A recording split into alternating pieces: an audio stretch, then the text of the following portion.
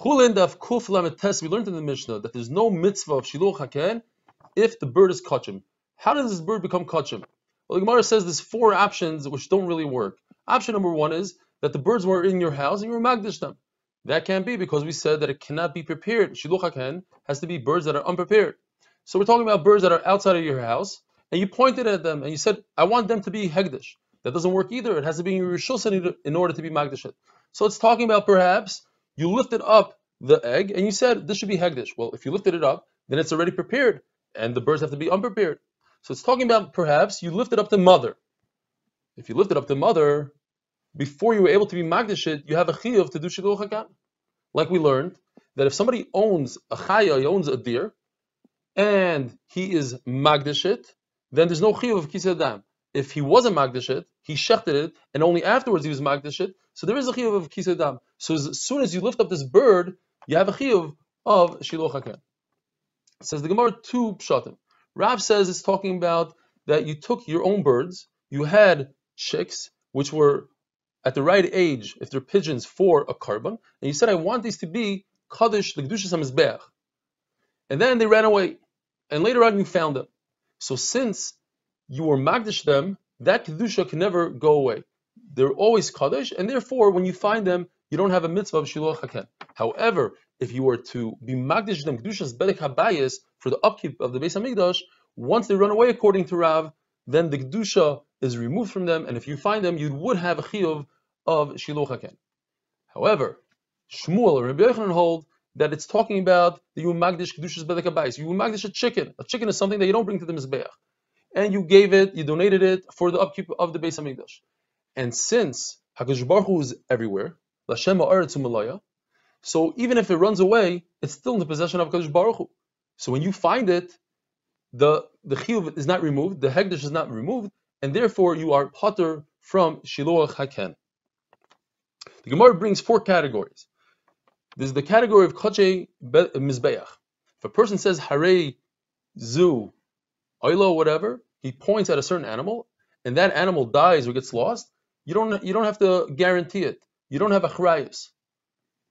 That animal and that animal only. But if you say on yourself harei olai, you yourself are chayiv, then if the animal gets lost or dies, you still have a chiyuv to give hegdish.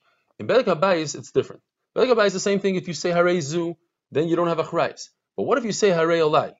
Then you have a machlokes. According to Rabbi Yochanan, since you said harei olai, then you took your own personal responsibility. So regardless the case, you're always chayiv. According to Rish Lakish, it depends.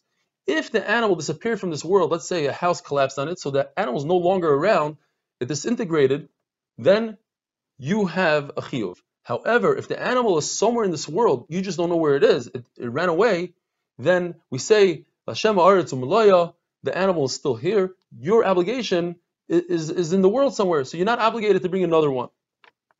By Yerchin, however, a person doesn't have to say harei olai, because the Torah says, V'nosan esarkecha, that as long as you didn't give it to the gizbar, you have a chiyuv.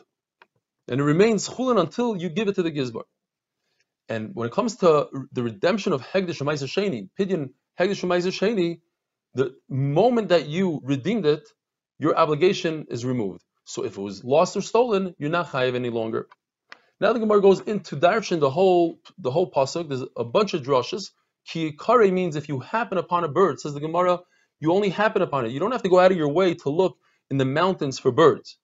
Kan is a lashon yachid, it's singular, meaning even if you find one chick or one bird, one egg, you still have a chiyuv of shiluch haken.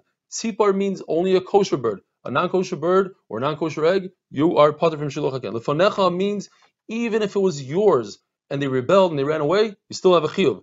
Baderech meaning even if it's not yours, it's not owned by you. For instance, Yoni Shoivach, Yoni Aliyah, meaning these pigeons of the attic, they dwell in houses, you still have a chiyuv of shiluch haken. Or for instance, if you have a chicken that used to be yours, but it rebelled, it ran away, since it can run away from you, you have a chiyuv. And the same thing, that's the explanation with the pigeons of the attic. Yes, they're in the attic, but they can run away from you, they're not yours. According to Rav Yehuda, in the name of Rav, ki kare means, it comes to exclude mezuman, prepared, so it cannot be prepared. Baderech means even if you find the nest in the ocean, in other words, water came, there's some sort of water that uprooted a tree with the nest, you're still chayiv in shiluch haken because the pasuk says hanoisim bayom derech.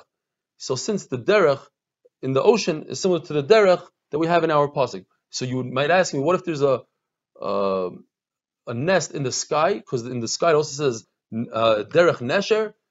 Also, you have the concept of derech, but it's not the way to have nest in the sky, and therefore you are potter. When it says b'chol eitz, meaning even if the nest is in a tree, ala aretz, even if the nests are in cisterns and in wells, you still chayiv in shiluch haken. What if a person has a nest in his hair? Says the Gemara, you are chayiv because it's considered ala aretz. Why? Because it says v'adama aroisha, he has earth on his head. And the famous Gemara, Moshe Rabbeinu is hinted in the Torah because it says b'shagam hu basar v'hoyu yom of me'eva esr. B'shagam is gematria Moshe, and he'll live to be 120 years old. How do we know Haman min HaTorah b'nayin Hamino eitz, that Haman is going to be hung on a tree? Esther, where do we know from the Torah? V'anoichi haster aster. There's going to be a time when HaKadosh Baruch Hu is going to be hidden in this world. We're not going to see him, but there's going to be a big geula. Mordechai min HaTorah b'nayin, because it says Mor Derar, and the Targum says Meira Dachio, that sounds like Mordechai, which means the head of all the Besamim. Besamim is in reference to the Anshe Knesset Hagdolah.